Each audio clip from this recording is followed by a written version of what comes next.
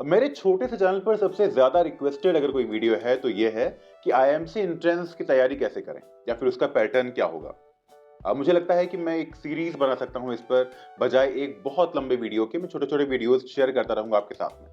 But इस video में मैं लगभग सारे ही बेसिक्स और इम्पोर्टेंट जो चीज़ें हैं, वो आपको बताने वाला हूँ। मेरा नाम प्राणेश है, मैं खुद आईएमसी से पास आउट हूँ। साल 2016-17 में मैं आईएमसी में पढ़ा था। मैंने वहाँ से हिंदी जर्नलिज्म कोर्स किया था और मैं उसका टॉपर रहा हूँ।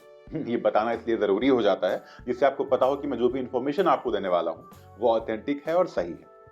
तो चलिए इत्मीनान से एक के बाद एक स्टेप पर हम बातें करते हैं और समझते हैं कि आईएमसी एंट्रेंस एग्जाम की डेट्स क्या रहने वाली हैं या फिर उसका पैटर्न है वो क्या होगा, पहले से अब तक चेंजेस क्या आए हैं और कौन से कोर्सेज हैं जो आईएमसी ऑफर करता है।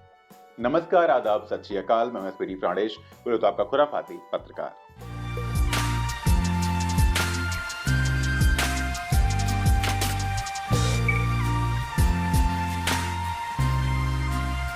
अगर आप ये वीडियो देख रहे हैं तो मैं मानता हूं आपको आईएमसी के मायने या फिर उसका मतलब तो पता ही होगा। ये एक कॉलेज है, ये एक इंस्टीट्यूट है जो आपको डिप्लोमा प्रोवाइड करता है, यानी कि पोस्ट ग्रेजुएशन के बाद में आईएमसी से 1 साल का डिप्लोमा कोर्स मिलता है। यहाँ पर पोस्ट ग्रेजुएशन नहीं होता या फिर ग्रेजुएशन के लिए कोई कोर्स नहीं है। आईएमसी जितने भी कोर्सेज ऑफर करता है वो जर्नलिज्म और मास कम्युनिकेशन की फील्ड से जुड़े हुए हैं और वो 1 साल के लिए होते हैं। तो अगर आप पोस्ट ग्रेजुएशन करना चाहते हैं या फिर आपने 12th पास किया है तो आप आईएमसी नहीं आएंगे, आपको आईएमसी नहीं आना चाहिए। और इसको पत्रकारिता के सबसे बड़े जो कॉलेजेस हैं जर्नलिज्म और मास कम्युनिकेशन के, उनमें से एक माना जाता है। ये टॉप कॉलेजेस में हमेशा ही रिकमेंड किया जाता है।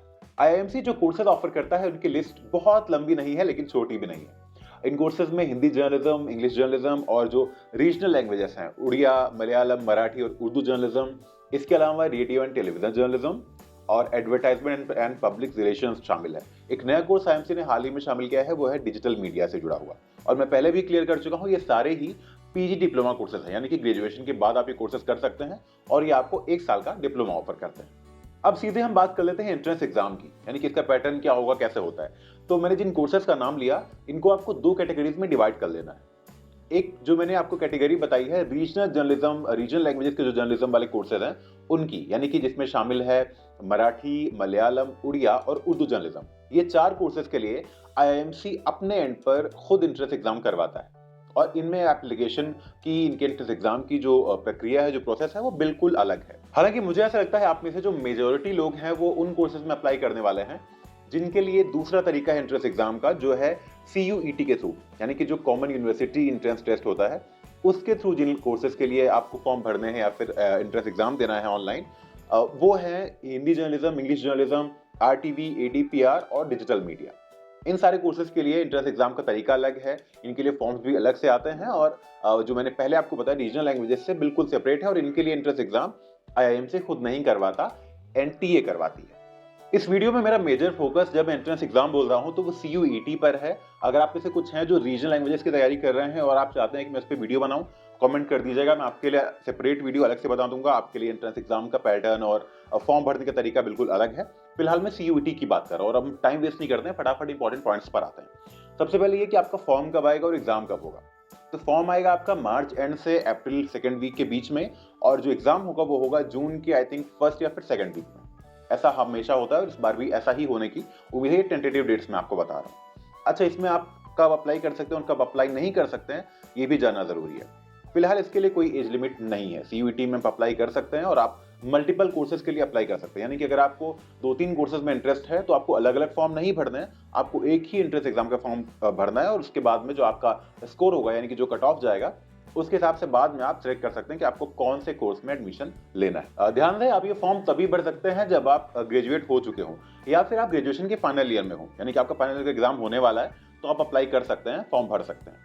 साथ ही एक बात का और ध्यान रखना जरूरी है, कुछ लोग मुझसे पूछते हैं कि कितने परसेंटेज होने चाहिए ग्रेजुएशन में।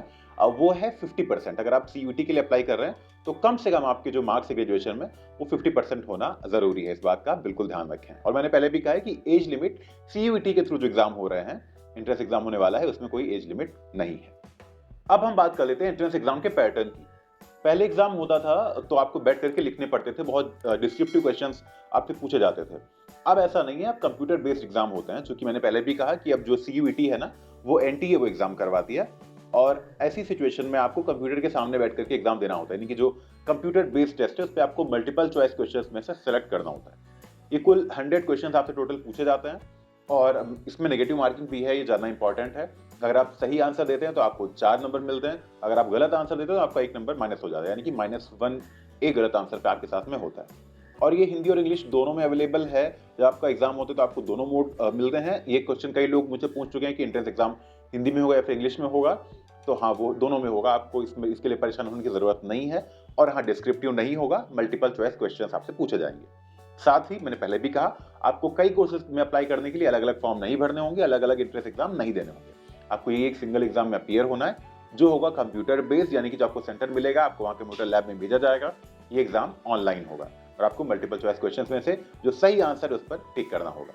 इसके बाद में जो आपका फाइनल स्कोर बनेगा वो कट ऑफ के अकॉर्डिंग, जब आपका सिलेक्शन का नंबर आएगा, कौन सा कोर्स सेलेक्ट करना है, तो फिर आपको वो लिस्ट बाद में प्रोवाइड की जाएगी। यहाँ पर एक मेजर क्वेश्चन ये भी आता है कि एंट्रेंस एग्जाम में पूछा क्या जाएगा।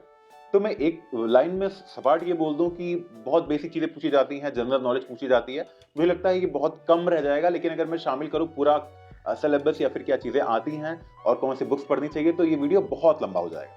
इसके लिए मैं नेक्स्ट या फिर नेक्स्ट टू नेक्स्ट वीक एक बहुत डिटेल वीडियो बनाऊंगा कि कौन कौन सी चीजें हैं जो एंट्रेंस एग्जाम में आपसे पूछी जाने वाली हैं या फिर पूछी जाती हैं। और वीडियो खत्म करने से पहले मैं एक चीज बहुत क्लियर बता देना चाहता हूं कि प्रिपरेशन के लिए सबसे आसान और सबसे अच्छा तरीका यह है कि आप न्यूज़पेपर्स को फॉलो करते रहें। मैं हमेशा ये बात बोलता हूँ और मुझे ऐसा लगता है ना कि अगर आप न्यूज़पेपर फॉलो करें तो आपकी बेसिक जो जनरल नॉलेज है प्लस आपका जो करंट है वो अपने आप तैयार होता चला जाता है। आपको अलग से ना ढेर सारी बुक्स पढ़ने की जरूरत नहीं होती। और एक बार फिर मैं वो जो भी बातें हमने अभी इस वीडियो में करी हैं, जो मैंने कहा ना बेसिक्स में आपको बताने आया था इस वीडियो में, मैं आपको रिकॉल करवा देता हूँ। जो CUET के थ्रू एग्जाम होगा एंट्रेंस वाला, वो होगा Hindi journalism, English journalism, RTV, digital media और ADPR, इन 5 कोर्सेज के लिए।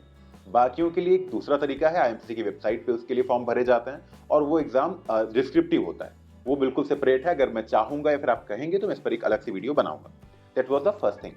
सेकंड, कि आपकी एग्जाम डेट्स क्या हो सकती हैं, तो मैंने कहा कि मार्च एंड से अप्रैल सेकंड वीक के बीच में आपके फॉर्म्स आएंगे और इसके बाद में जून के फर्स्ट या फिर सेकंड वीक में आपका एग्जाम होगा। और एग्जाम कैसे होगा? कंप्यूटर बेस्ड होगा।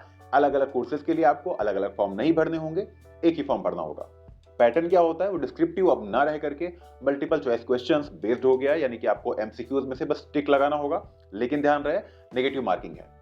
अगर आप सही आंसर देते तो आपको 4 नंबर मिलेंगे और अगर आपने गलत किया तो 1 नंबर आपका माइनस हो जाएगा। ये सारी चीजें हैं जो आपको ध्यान में रखनी है। कौन सा कोर्स आपको करना है ये चीज आप बाद में सिलेक्ट कर सकते हैं, इसलिए पहले आप फोकस करें एंट्रेंस एग्जाम पर, बजाय इसमें दिमाग लगाने कि मुझे कौन सा कोर्स करना चाहिए या फिर मैं कौन सा कोर्स करूंगा। ठीक है, और ये सारी चीजें इंपॉर्टेंट हैं। इसके अलावा जो मैंने इसलिए फीस वाली बात इसमें शामिल नहीं करी क्योंकि फीस चेंज होती रहती है। इस साल क्या फीस रहेगी IMC की या फिर एंट्रेंस एग्जाम की जो फॉर्म्स हैं उसकी, इस पर अभी से कुछ भी कहना मुझे नहीं लगता कि ठीक होगा। पर हाँ, जो भी इससे जुड़ी हुई जानकारी है मैं आपसे शॉर्ट वीडियोस में या फिर कम्युनिटी पोस्ट में शेयर करता रहूंगा और वो आपको मिलती रहेगी। अगले कुछ सप्ताह में मैं इस टॉपिक पर, इस एक चीज पर बहुत सारे वीडियोस बनाने वाला हूँ। एग्जाम से रिलेटेड जो टिप्स है वो मैं आपको बताऊंगा, जो भी सिलेबस है आपको वो डिटेल में बताऊंगा। अगर आप पढ़ना चाहते हैं तो कौन सी बुक्स आपको पढ़नी चाहिए वो सब मैं बताऊंगा। और इसके बावजूद अगर आपका कोई क्वेश्चन है तो कमेंट बॉक्स में ड्रॉप कर दीजिए। मैं 110% वीडियोस बनाने वाला हूं अगले कुछ सप्ताह में इसी टॉपिक पर IMC से जुड़े हुए। तो अगर आपने अब तक सब्सक्राइब नहीं किया और यहाँ तक आ गए वीडियो में, सब्सक्राइब कर लीजिए। और वीडियो अच्छा लगा हो कि हाँ कुछ काम की चीज पता चली तो लाइक करिए, मुझे अच्छा लगेगा और ऐसे ही और वीडियोस बनाने का मेरा मन करेगा। तब तक के लिए अपना ख्याल रखिए। मैं मिलूंगा आपसे अगले हफ्ते खुराफाती पत्रकार का। आप सभी को बाय बाय, दुआ सलाम, टेक केयर।